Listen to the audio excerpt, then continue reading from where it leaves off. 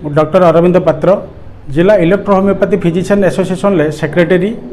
आज आमर electro homeopathy स्रष्टा डॉक्टर काउंट सीजर मेटिकर 216तम जन्मवार्षिक। आज आम यही उत्सव को जिला तरफ जिला चिकित्सक संघ तरफ आम होटेल स्वर्णचौटे आयोजन करियो। एथिरे मुख्य अतिथि भाव माननीय रेमुणा विधायक सरकारी दल मुख्य उपसचितक गोविंद चंद्र दास महोदय आम साथ उपस्थित थे एवं सम्मानीय अतिथि भाव मुख्य वक्ता भाव आम अजित महाकोड़ समाजसेवी महोदय को पाइछु।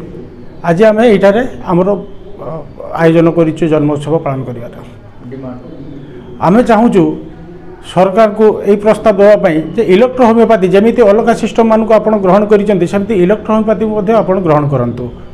आम कथा शुणु से कहले एक कथा को विधानसभा से निश्चित उठेबे 60 एमएलए मान साथ कथा हे आमको नहीं हेल्थ मिनिस्टर साथ भेटेबे चीफ सेक्रेटरी साथ भेटेबे एवं मुख्यमंत्री साथ भेटेबे एक प्रस्ताव रखिए केमती इलेक्ट्रो होमियोपैथी डॉक्टर मानू तांकर हक मिलू तांको मान्यता मिलू।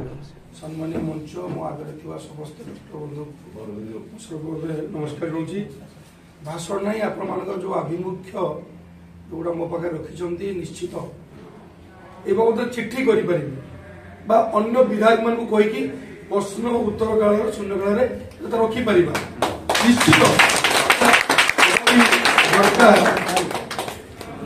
टाइम नहीं पारिकी बसई पारि